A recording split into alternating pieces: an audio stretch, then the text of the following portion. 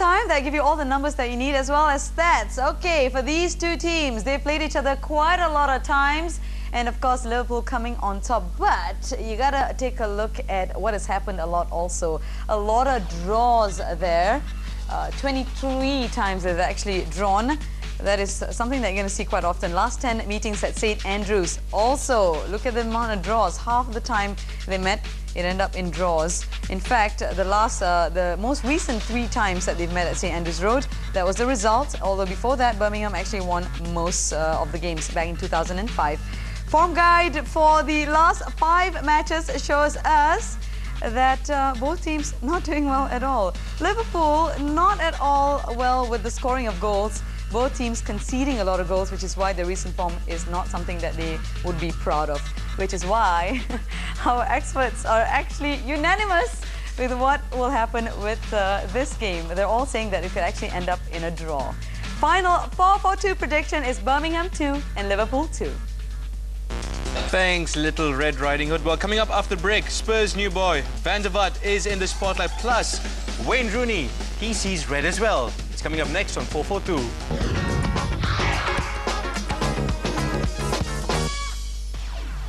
Remember, we have another show as well. It's called the 4-4-2 Eurozone, where we focus on anything and everything that has to do with Europe outside the BPL.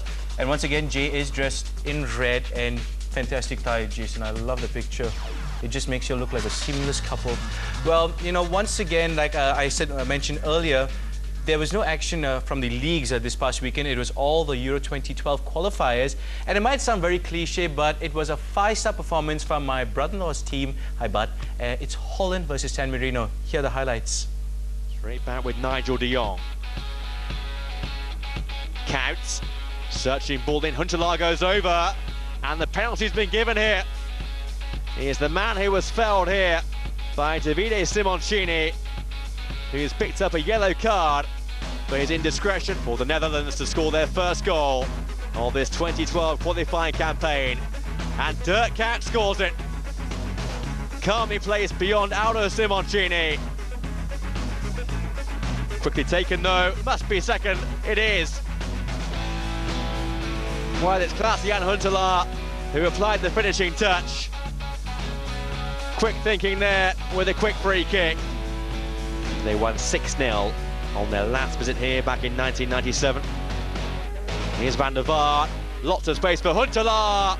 Goal number 3. Here's second.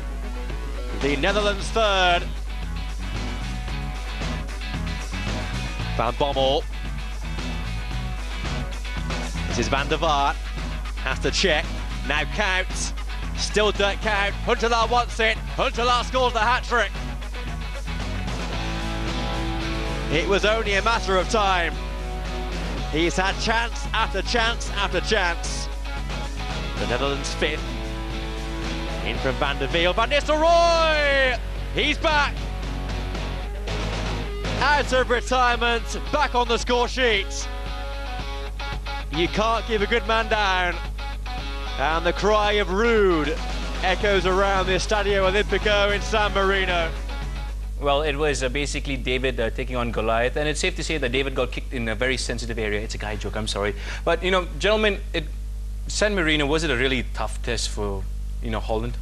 No, it's not. It's, as the commentator said, it was 6-0 last season. It's 5-0. Next season it could be 8 or 9. But that's, you know, look, they're the whipping boys in that group. You know, they turn up every time and play, and they're playing against the finalists of the World Cup, and Holland's no slouch. So 5-0 might not be a bad, you know, scoreline at the end. All right. One man who wasn't present in the first half was Spurs' new boy, Van der Vaart. He came on in the second half, and he's actually come out and said he's sick and tired of being on the bench. I mean, his club career is starting to kick off right now. Hopefully for his sake, will he fit into the Spurs team?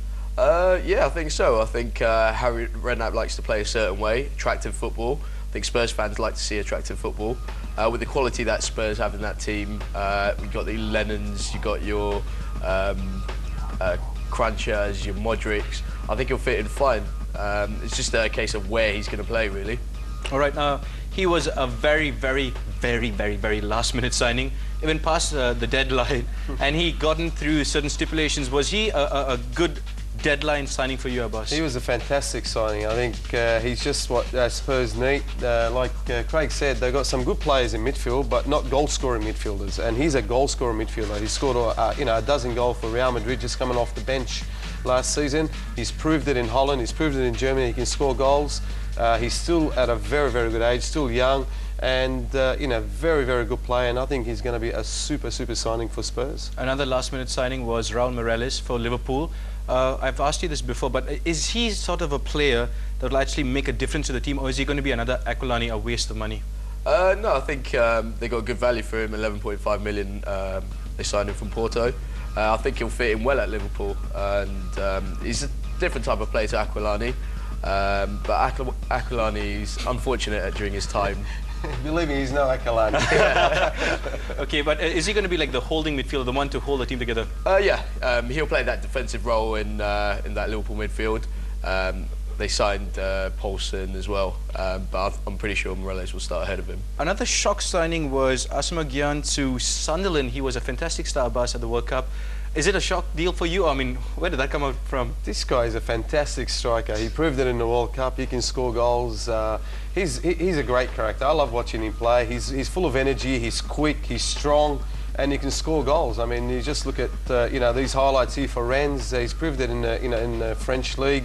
Year after year that he can score goals. He's Ghana's #1 hitman, yep. And he's going to be. I think he's going to be the #1 hitman for Sunderland, because they can't sort of depend on Darren Bent to score all the goals all the time. So super signing by Steve Bruce, and I think Sunderland's going to be even better than what they are. How do you see them playing together, Darren Bent and Asamoah Gyan? I think it's going to be a lethal partnership, to be honest. I think Abbas just described Gyan as he's a great player, strong, quick, knows where the back of the net is. Likewise, Darren Bent, he's proven himself at this level. He'll constantly get goals for Sunderland. All right, this is a football show, but when it comes to gossip, there's one person who's #1 on the list, and it's J-Man, and here she is with the BPL Whispers.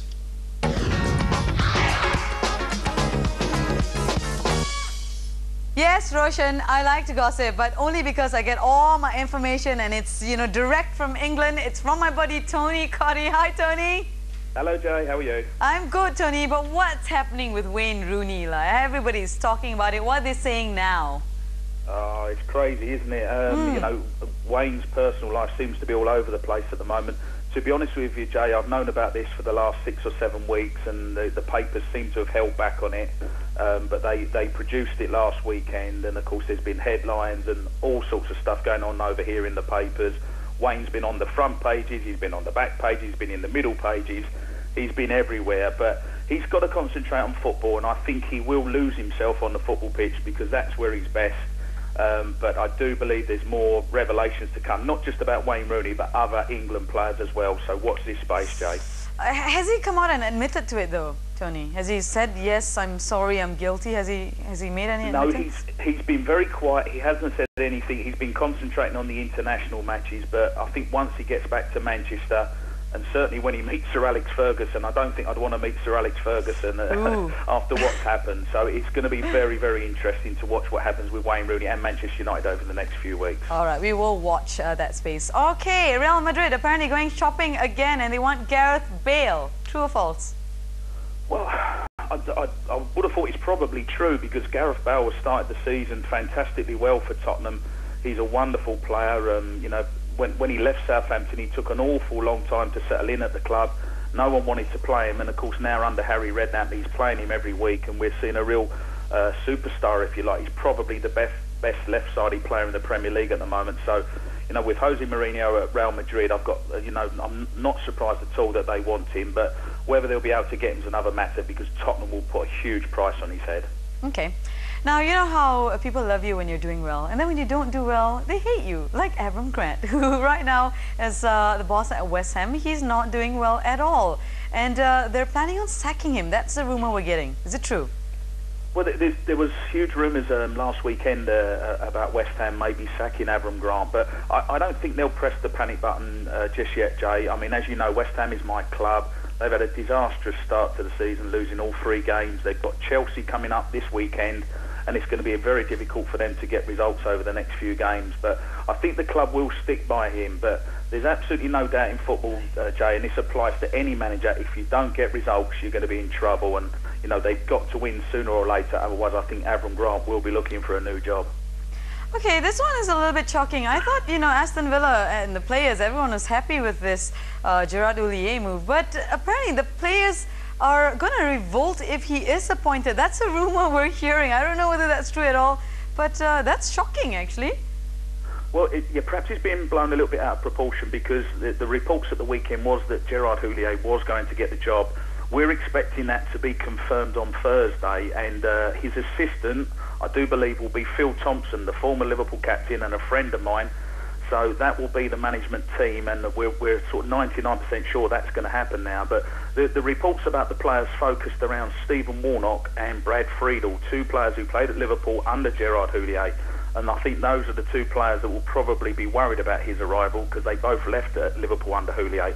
But as for the rest of the players, I think you just get on with your job, Jay, and you have to work with the manager, and I think we'll see that. I don't think there'll be a players' revolt, but you might well see Warnock and Friedel leave the club quite quickly. Thanks a lot, Tony.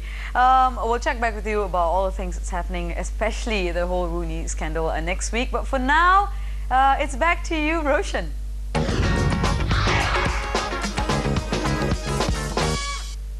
Yes, it is time added on, and during this segment we look at the lighter side of football. I know we're not talking about Jay Menon's love life. What we're talking about is men who wear pink. This is what the people have to say about that.